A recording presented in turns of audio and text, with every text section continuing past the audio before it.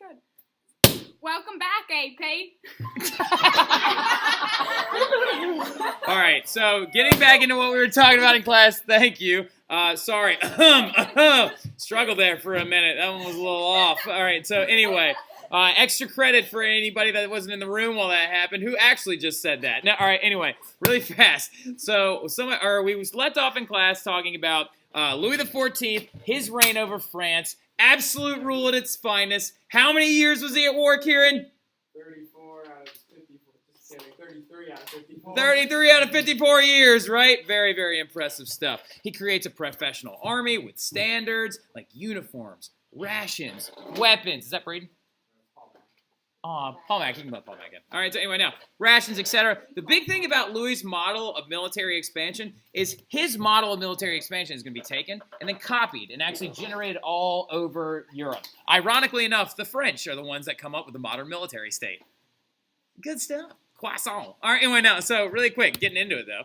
The biggest interaction or violent war that was ever actually under the Bourbon dynasty with Louis XIV is actually going to go with the biggest interaction was the War of Spanish Succession, right? So the War of Spanish Succession raged from 1701 to 1713 and has to do with the line of heritage from the Spanish throne. What's up, Paul McInerney? Me. Mr. Keel said he would destroy you in the fight. Yeah, right. Mr. Keogh can't move fast enough to destroy me in the fight. I'd be like on his back like Spider Monkey and just like so. Anyway, now that's right. Internet, I said it. Yeah, you see, I just gotta avoid the bear hug and that'd be fine. All right. So anyway, now the King of Spain dies childless, right? Rule ends up passing to Louis' grandson Philip because from class today, does anybody remember who was Louis' wife? Right. Yes, Maria Theresa, right? Maria Theresa of Spain, okay? So the royal lineage actually ran through Louis' blood, even in the Spanish throne, okay? So Louis' grandson, Philip, is actually in line to take the throne. So how do we think Louis XIV is going to treat the idea that he has a slight claim of blood to the Spanish throne? What do you think he's going to do? He's going to start doing what? Yeah, what do you think he's going to do? He's going to start doing what? Taking things. Thank you, Kate Miller. Good job. He's going to start trying to grab up as much as he can, right? Because he actually tries to claim colonies, goods, territory, imperial areas. And at this time period, the Spanish Empire, what do they look like? They're pretty friggin' huge, right? Like they're huge. What is this? Is that a heart? Who does that? Like, it just looked like you had arthritis for a minute. Like, I thought hearts were like this, Grace. They are. Grace is weird. This looks like a gang sign. I don't like it. So anyway, now, all right. So the nicest gang ever. All right. So anyway, now, so really quick, the Martiranos. All right. Anyway, now that's also making it in the flip right there. All right. Now, all right. So anyway, now, yep, too late. It's in there. Now, really quick, massive war breaks out when Louis tries to claim colonies, goods, and territory from Spain. Well, what's going to end up happening is to try and limit Bourbon expansion. England, the Dutch. Bourbon, not urban expansion. That's like urban sprawl. English, Dutch, Austrians, Prussians are all going to unite together in this thing known as the Grand Alliance to try and stop the expansion of the French, right? Because French is eventually going to be destroyed by this gigantic Grand Alliance. Why is that such a marquee event in European history? Wait. Say it louder, Laura. What'd you say? Yeah, it's the very first time that an alliance had ever been like kind of enacted proper and limited the expansion of a European power. Ew, stop. Aww. There was a fist bump and then a high five that just happened. It was, gross. All right, wait, I thought you were supposed to go like that when you did turkey. Like, come here, bring your hand over here. Bring your hand over here. You can just bring it into camera view right here. Like, it's like I thought like when you did that. This is just a fist bump, right? But put high five hand up. Like, so, I thought you were supposed to go like that when you do turkey, because that's got the gobble gobble on it, and like... No, I just do it to oh, so... And then you can also do snail. Gobble gobble. All right, so anyway, now, the Peace of Utrecht, that's misspelled. It's not supposed to say Utrecht. That's not right. It's supposed to be Utrecht, U-T-R-E-C-H-T, right? Is actually going to bring an end to the War of Spanish Succession, right? The biggest thing is, though, is not actually what that treaty did, but it's kind of the standard that it set up in Europe, right? The standard that it sets up in Europe is that it unofficially set limits on the expansion of any European power. Because following forward after that period of time, 1701 to 1713, following that War of Spanish Succession, every great European power began to realize that if I try to take too much, what's going to happen?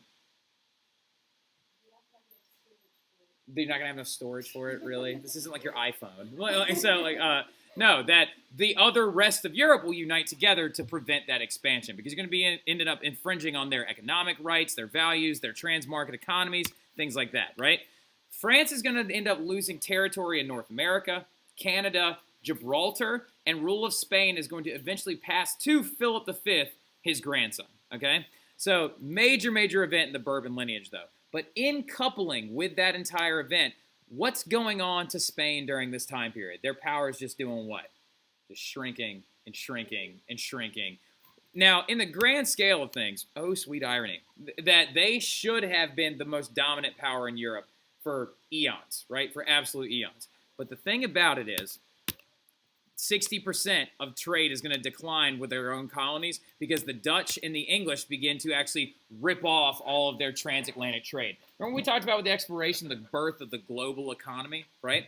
Well, the thing about it, remember when I talked about it and I put a list of the highest ranking global economic powers in the world? It went Spain, Portugal, and the Dutch, right? So the Dutch had actually started their own trade company known as their own East India and then the West Indies Trade Company, right? So the best and most marketable image you've ever seen of these guys looks like this, right? This is the East India Company for the Dutch. Draw this in your notes, right? It's an O, a V, and a C, right? Now the other one though is actually a W, a G, and a C. That's for the West Indies Dutch Trading Company, right?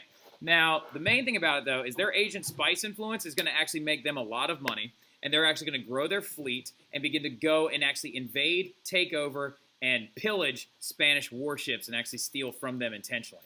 Also, not to mention the fact that the encomienda system inside of the colonies is making a lot of natives die. You know, that's encomienda. So, yeah, encomienda. Now, the encomienda system is causing a large amount of natives to die. Mines are beginning to run dry. Royal debt is also at an all-time high. The money has been devalued repeatedly just so they can use that money to pay off foreign debt, okay?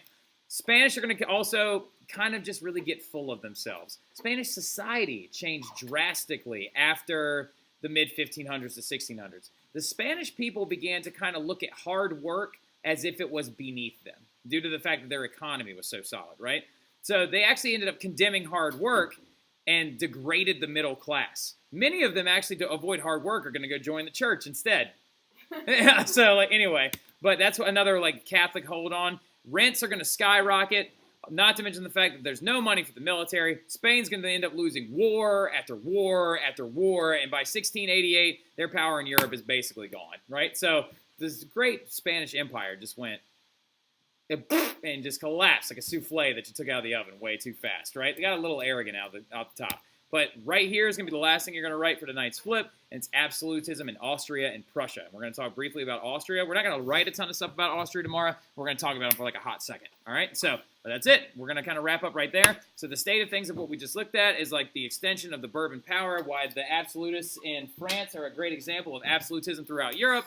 Talked about the War of Spanish Succession, and then also the fall of Spanish empires and from their preeminent power stance, all right? Good stuff. I will see you guys tomorrow. Have a good evening.